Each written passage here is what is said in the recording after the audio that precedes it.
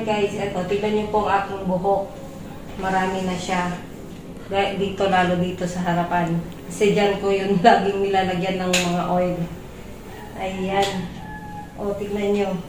Dati, wala na yan. Lagas-lagas na. Kitang-kita na yung mga alit ko. Umiiyak na ako sa sa asar. Kasi nakakalbo ako. Tatakot akong mawalan ng buhok. So, importante ang buhok natin. O, tignan niyo. Ang dami ko na pong na-try. Pero, ayan. Isishare ko po sa inyo kung ano yung mga ginamit ko na effective. So, ayan guys.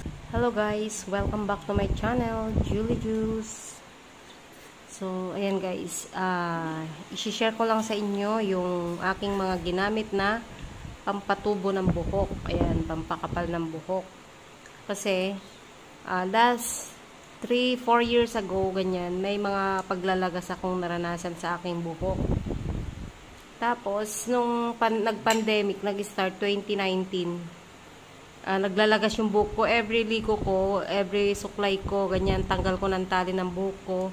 May mga buhok akong natatanggal. Sumasama sa, sa tali ng buhok ko, ang dami. So, nung nag-pandemic, guys, lalong dumami po yung, yung lagas ng aking buhok. 2019, 2020, ayan, lagas, everyday. Sa unan ko, may mga nalalagas. Tapos, nag-try ako mga shampoo, conditioner, Myra E, yan, vitamin C, ayan ang mga iniinom ko, tas kain fruits, gulay, ganyan, water. Kaso napupuyat ako, pero dati pa naman, kahit puyat ako, ang tawag doon, hindi naman tumitigil yung yung paglalagas. Okay yung health diet ko, yung mga diet ko, okay naman. Kasi more on vegetable po yung kinakain ko, saka prutas. Konting karne, konting fish, ganyan. Talagang balance po yung diet ko. Pero hindi pa rin tumitigil yung paglalagas ng aking buhok. So, naisipan ko, bumili ng, ito po guys, ito yung unang ginamit ko. Ito. One time pumunta po kami ng Robinson's Galleria, Ortigas, dun sa pinaka ground floor. Yung tabi po ng bilihan ng mga ng mga barel. Ayan. Doon ko po nakita to sa ground floor, pinaka ground floor ng ground floor ba, under basement, parang ganon. Yung store na yon puro imported ang mga paninda galing ibang bansa. So, tinanong ko yung sales lady, ito po yung 39 niya, ay yung sinuggest niya na bilhin ko. At nag-iisa lang po that time itong na to, oil na nakita ko doon. Tapos may shampoo rin yung Garnier, ayan, para sa pampakapal daw ng buhok, ganyan. So, ginamit ko siya. Nagbawas naman po yung yung paglalagas niya. Tapos may nakikita po akong tumutubo. Hindi pala nagbawas yung paglagas. Parang may nakikita lang akong tumutubo. Ito po yung ginamit ko.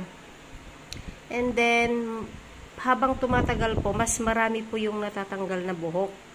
So, nag-isip ako, baka isa rin to sa nagkukos ng paglagas ng buhok ko. So, nag-stop na naman ako. Wala na po ako nilalagay. Coconut, na lang, oil. Yung bagong, piga. Binababad ko sa aking buhok. Tapos, hindi pa rin tumitigil. Ganun pa rin. Walang pagbabago, ganyan. So, nawawalan na ako ng pag-asa. So, umikot-ikot po ako sa, sa mga Mercury, mga bilihan ng mga gamot. Tapos, wala po akong makita na ganito yung biotin. Ito kasi yung hinahanap ko na ni-research ko. Wala ito. So, hindi ko siya mabili agad. So, nung lang po guys, nung December, ito nabili ko to. Ito yung binili ko. Serum siya. Ayan yung Argan Glow Moroccan Argan Oil. Ito. 650 siya. Ayaw ko pang bilhin kasi baka mamaya hindi na naman effective. So, nag-try lang ako ng maliit.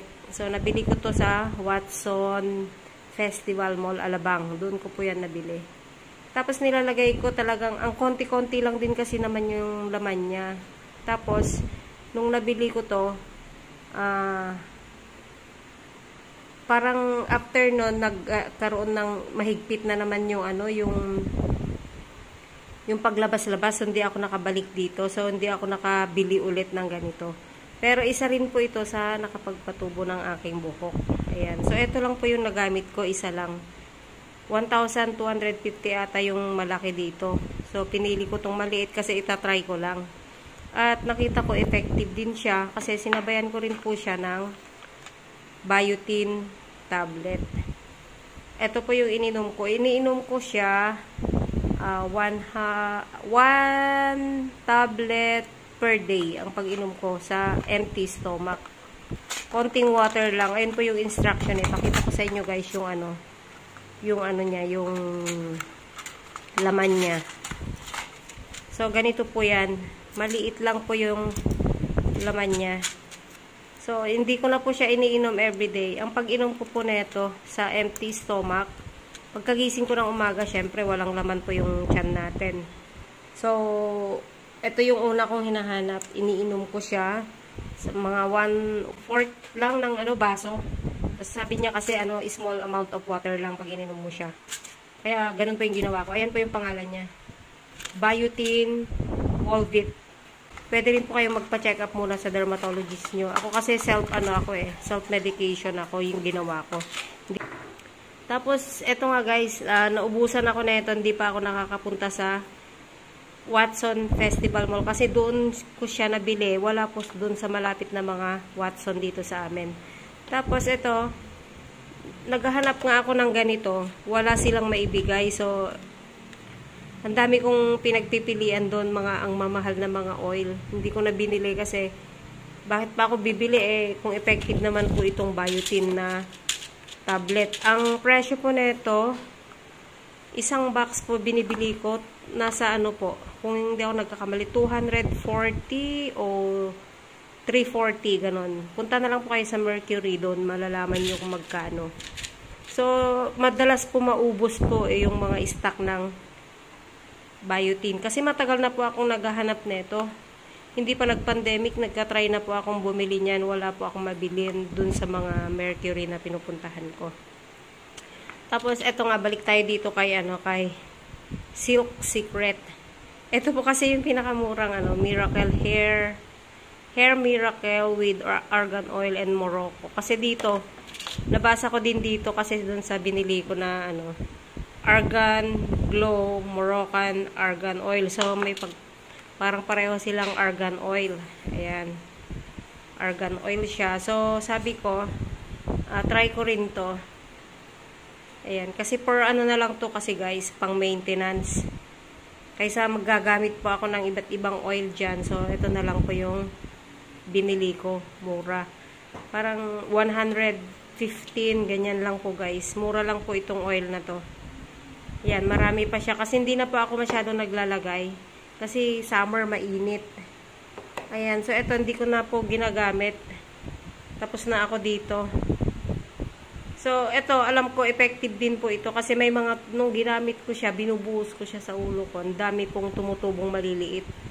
Sabi ko, ba't kaya ang kati ng buhok ko, ng ulo ko? Kala ko may kuto o balakubak. Tapos, suyod ako ng suyod. Tapos, wala naman ako natatanggal. Tapos, pagtingin ko dun sa salamin, may nakita ako mga maliliit, siguro 1/2 inch. Ganyan. Tapos, dinayaan ko lang, tumutubo. Ayun, tapos, pero ang nakakatakot, naglalagas pa rin, di ba? Ngayon, nung last month, nung March po guys, nawala na po yung paglalagas ng buhok ko. Pag naliligo ako, bigla na lang nawala. Syempre, may kasamang dasal yun guys. Pag naliligo ako, tapos pag nakikita ko yung buhok ko na naglalagas, nagdadasal ako. Tapos umiiyak talaga ako dun sa loob ng banyo kasi sabi ko wala na akong shampoohin pag nalagas lahat yung buhok ko, ganyan. Tapos hiniling ko sa Diyos na patubuin niya yung buhok ko, gamitin niya itong mga ito. Kasi yun po talaga yung pinaka-powerful yung dasal natin sa Diyos na kung ano yung mga gusto natin, ganyan, hilingin natin. Diba sa Matthew 7:7 sabi, ask and it shall be given unto you. Knock and you shall find. Ayan. Humiling ka. Pag nagdadasal ka, tumawag ka. Pagbubuksan ka niya. Ayan, syempre, kailangan sincere po yung pagdadasal natin, hindi yung gusto ka sa kahingi ng magre-request. Parang hindi naman ata pinapakinggan ng Diyos yung mga taong ganon. So, kailangan magpakabuti po tayo. Ayan, piliin po natin maging mabuti sa kapwa natin. Ayan, piliin natin gumawa ng maganda. Huwag po natin piliin yung gumawa ng masama. Kahit ginagawan po tayo ng masama, gumawa pa rin po tayo ng ikakalugod sa mata ng Diyos. Ayan guys. Ayan, napunta na tayo dyan sa usaping Diyos. Kasi syempre, di ba, magpapasalamat tayo lahat neto. Diyos pa rin ang may-ari. Yung lahat ng nandito sa lupa, sa Kanya pa din. Kung kagustuhan niya rin tayong mawala na dito sa lupa, mawala tayo. Kung gusto pa rin niya tayong manatili dito sa lupa kasi may mga purpose pa tayo na gagawin, marami pa tayong tutulungan, o marami pa tayong magiging example tayo sa kapwa natin na maganda po yung ginagawa natin para sa kapwa natin. Ayan, tumutulong tayo. So, nagagamit tayo sa mabuting paraan. Siyempre, hindi pa tayo babawian ng buhay. Kasi nagagamit pa tayo mag-spread ng kabutihan sa kapwa natin na hindi gumagawa ng kabutihan. So, dapat itanim din natin sa isip natin na be a good example sa ating pamilya, sa ating mga kapatid, kaibigan, kaaway, yan. Kung lalo tayong inaaway, magpakita pa rin tayo ng kabutihan sa kanila. Ayan. So, importante po ang dasal. Kahit po ininom nyo na yung pinakamabisang gamot, kung hindi ka naman nagdadasal, wala rin pong mangyayari. Diba? Yung iba nga pupunta pa sa Amerika, the best doctor, ganyan. Pero hindi sila gumagawa ng kabutihan sa kapwa nila. Masama pa rin yung mga ugali nila. Yun, lalo silang hindi gumagaling yung sakit nila. Lalo po silang nagkakasakit, dumadami yung sakit nila. Kasi marami naman silang pambili. Ayan, nauubos yung pera nila sa kapapagamot. So, ayan lang guys. Na-share ko lang, baka marami po dyan nalalagasan ng buhok. Ayan, gawin nyo po ito. Unang-una, kumain po unang-una, magdasal sa Diyos, humingi ng good health, syempre gumawa ng mabuti. Tapos, kumain ng masustansya, gulay, prutas, mag-exercise, tubig, iwasan po yung mga kape, sigarilyo, alak, pag under medication po kayo, kung may mga sakit-sakit po kayo. So, ayan lang guys. Ayan lang aking ma-share. Thank you very much for watching. Bye!